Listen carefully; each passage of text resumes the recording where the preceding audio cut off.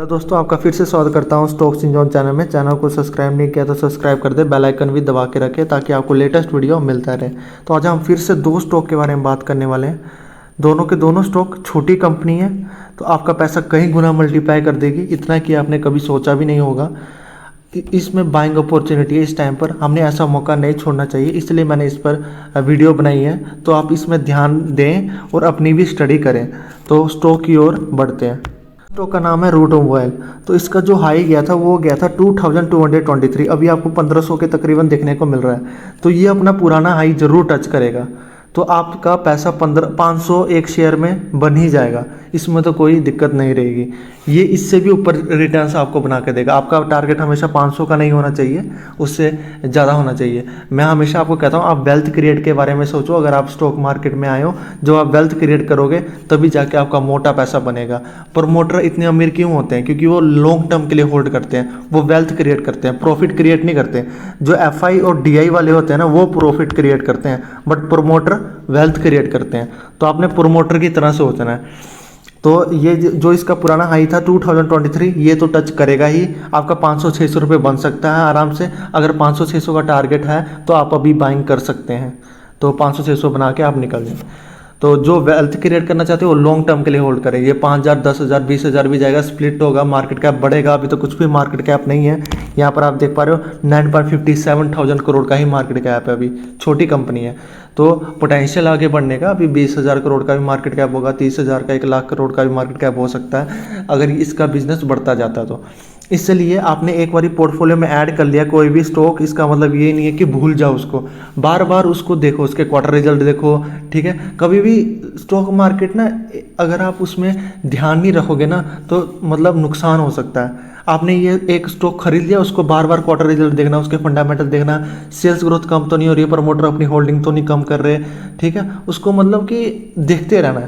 कहने का ये मतलब है कि जो भी आप कंपनी खरीदते हो उसको फॉलो करते रहो, ठीक है। देखते रहो क्या कर रही है, उनका आने वाला प्लान क्या है, नेक्स्ट ईयर का प्लान क्या है, सब कुछ देखो उसके बारे में, ठीक है। क्योंकि किसी भी कंपनी में अगर मैनेजमेंट में गड़बड़ी है ना, तो वो कंपनी बहुत बुरी तरह बिकती है, बर्बाद हो जाती है, ख़त्म हो जाती है। ऐसे बहुत सारे स्टॉक में आपको हिस्ट्री में आपको बहुत सारे स्टॉक मिल जाएंगे, ठीक है।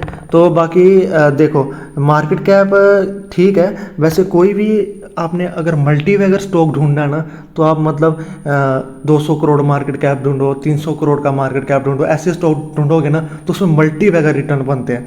वैसे तो अभी भी ज़्यादा बड़ी कंपनी नहीं है। मैं तो इससे भी छोटी छोटी कंपनियां जो होती है उस पर फोकस करता हूँ, क्योंकि वो रिवॉर्ड बहुत अच्छा देती है, मल्टीवैगर रिटर्न प्रोवाइड करती है। बट इससे भी छोटी कंपनी ढूंढने के लिए उसमें रिस्क भी होता है। 200-300 करोड़ का जो मार्केट कैप होता है ना, उसमें रिस्क भी होता है। बट रिस्क मैनेज कैसे करेंगे हम? उसके फंडामेंटल देखेंगे। अगर मुझे वो फंडामेंटल वाइज स्ट्रॉन्ग लगता है और उसके प्रोडक्ट में दम लगता है, तो मैं वो 200-300 करोड़ में काफ़ी अच्छा पैसा भी लगा सकता हूँ। वो मेरे पे डिपेंड करता है, क्योंकि इसमें 200-300 करोड़ वाली जो छोटी छोटी कंपनियाँ होती है ना, नैनो कैप कंपनियाँ, तो ये बहुत अच्छा, माइक्रो कैप जो छोटी कंपनी होती है, मल्टीवैगर रिटर्न प्रोवाइड करती है। तो इसमें मैं वेल्थ क्रिएट कर पाता हूँ, क्योंकि ये बहुत मतलब, ये मान लो अब 8,000 करोड़ का मार्केट कैप होता है, 7,000 करोड़ का ही मार्केट कैप होता है, तो आपका पैसा कई गुना मल्टीप्लाई कर देगा वो। तो 7,000-8,000 करोड़ मार्केट कैप होना कोई बड़ी बात नहीं है, ठीक है। तो इस कंपनी की सेल्स ग्रोथ की बात करें, 2016 से लेकर 2023 तक का डाटा हमारे पास। 2016 में 367 का था, जो कि बढ़कर 3,356 हो चुका है। मतलब कहीं भी आपको गिरावट नहीं दिख रही, ईयर टू ईयर ग्रोथ देखने को मिल रही है आपको। कहीं भी सेल्स ग्रोथ में डीप देखने को नहीं मिल रही, बट ऑपरेटिंग प्रॉफिट में आपको डीप देखने की मिलेगी। यहाँ पर 80 था, यहाँ पर 82 हो गया। कितना मतलब कम ऑपरेटिंग प्रॉफिट जनरेट हो रहा है। यहाँ पर तो गिरावट हो गया, जस्ट बिकॉज ऑफ एक्सपेंसेस ज़्यादा लग रहे हैं। यहाँ पर आप देख पा रहे हो सेल्स ग्रोथ तो बढ़ रही है, बट एक्सपेंसेस उसी हिसाब से बढ़ रहा है। तो 433 तो एक्सपेंसेस हो गए, जिसकी वजह से ऑपरेटिंग प्रॉफिट डाउन हो गया। तो एक्सपेंसेस ज़्यादा से ज़्यादा कहाँ लगता है? यहाँ पर आप यहाँ पर देखोगे, सबसे ज़्यादा यहाँ पर लगता है मटेरियल कॉस्ट में। 79, 78, 80 मटेरियल कॉस्ट में लग रहा है, ठीक है। मैन्युफैक्चरिंग कॉस्ट इतना नहीं लग रहा, एम्प्लॉय कॉस्ट इतना नहीं लग रहा, अदर कॉस्ट भी इतना नहीं लग रहा, बट जो मटेरियल कॉस्ट है उसमें ज़्यादा लग रहा है। तो नेट प्रॉफिट की बात करें, ये भी ऊपर नीचे होंगे, ठीक है। जिस हिसाब से ऑपरेटिंग प्रॉफिट होगा, फिर उसके बाद नेट प्रॉफिट, सब कुछ टैक्स टूक्स देने के बाद नेट प्रॉफिट बचता है। ये यहाँ पर आप स्क्रीन पर देख पा रहे हो किस हिसाब से है। तो बाकी CAGR ग्रोथ देख लेते हैं। CAGR तो आपको नहीं मिलेगा, अभी यहाँ पर देखने को नहीं मिल रहा। कंपाउंड प्रॉफिट ग्रोथ पिछले 5 साल में 47 की है, 3 साल में 67 की है और एक पूरा टोटल ऑल ओवर 97 की आपको प्रॉफिट ग्रोथ देखने को मिल रहा है। तो सेल्स ग्रोथ भी आपको अच्छी खासी देखने को मिल रहा है। 5 साल में 48% की ग्रोथ मतलब सेल्स ग्रोथ में है और 3 साल में 55 की है और टोटल पूरा आपको 78 देखने को मिल रहा है। तो कर्जा की बात कर लें, कर्जा बिल्कुल नहीं है, बिल्कुल ना के बराबर है जिस हिसाब से इनके रिजर्व्स है।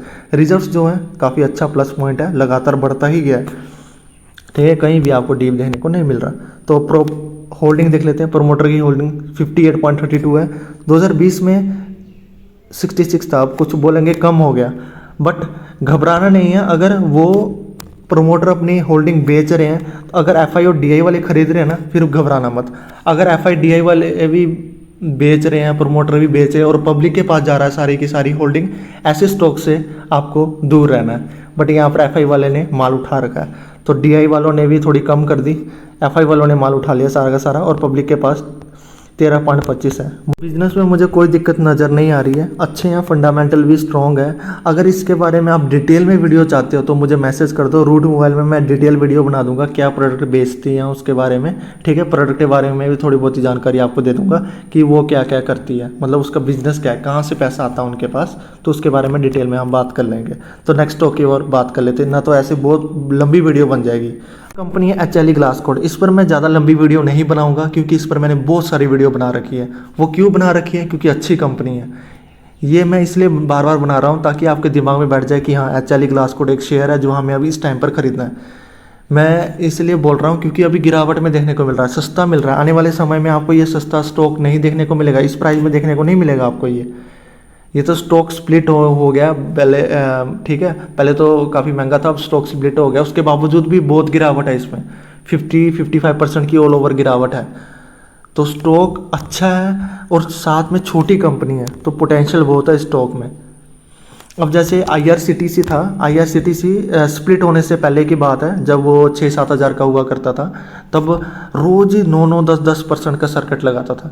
जो IRCTC मतलब जो पुराने इन्वेस्टर होंगे उनको पता होगा, जब IRCTC 9-10% रोज़ सर्किट लगाता था तो मुझे बोलते थे सर कब बाइंग करें, कब बाइंग करें। तो मैंने तब बोला था तब बाइंग नहीं करना है, जब ऊपर भाग रहा होता तब कभी भी बाइंग नहीं करनी होती, उसको गिरने का मौका दो, कभी ना कभी ज़रूर गिरेगा।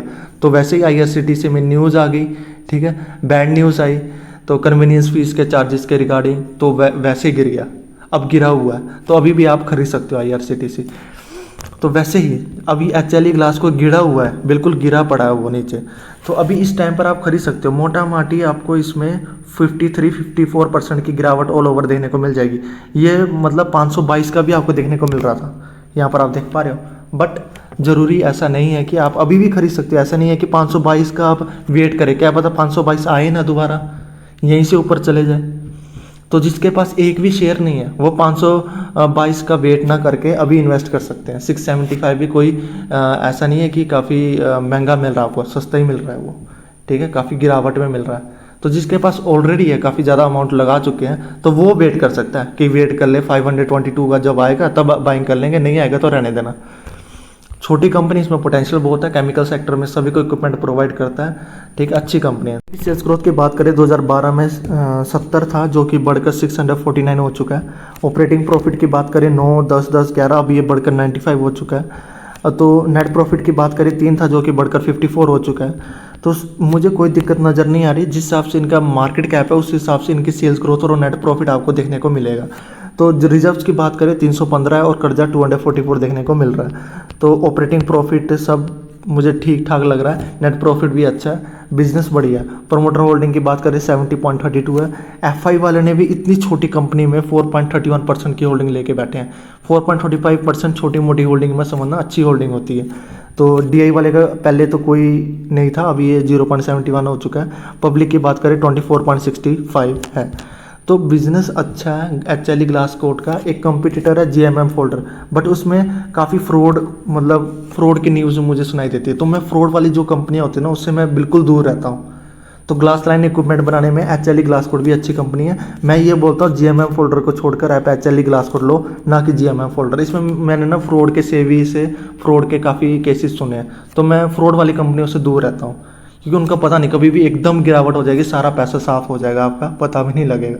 तो HLE ग्लास कोट के बारे में आप थोड़ा ध्यान रखें, आप इसमें इन्वेस्ट कर सकते हो। बट ज़्यादा बिल्कुल ये ना, मतलब ये मत समझ लेना रिटेल इन्वेस्टर की मतलब बिल्कुल ही सारा का सारा पैसा इसमें लगा देना। छोटी कंपनी है, हमेशा याद रखना ये छोटी कंपनी है, ठीक है। Bajaj finance, D mart, LTI, TCS, इसमें आप जितना मर्जी पैसा लगाओ, मैं कभी नहीं रोकूंगा। बट ऐसी छोटी कंपनी में मिनिमम पैसा लगाओ जितना आप रिस्क ले सको। बट रिस्क काफ़ी मैनेजेबल है इसमें। मैं आपको पता है कोई भी छोटी कंपनी घिसी पिटी तो नहीं बताऊंगा, मैं वही बताऊंगा जो आपको रिटर्न्स बना कर दें, ठीक है। तो बस आज के लिए ये 2 स्टॉक थे, इनमें ज़रूर ध्यान रखें, आप अपने पोर्टफोलियो में ऐड कर सकते हैं। और फोकस्ड पोर्टफोलियो बनाएं, याद रखना फोकस्ड पोर्टफोलियो। अगर आप फोकस्ड पोर्टफोलियो बनाते हो ना, तब जाके आपका मतलब अमाउंट ज़्यादा लगता है उसमें, क्योंकि क्वांटिटी बढ़ जाती है।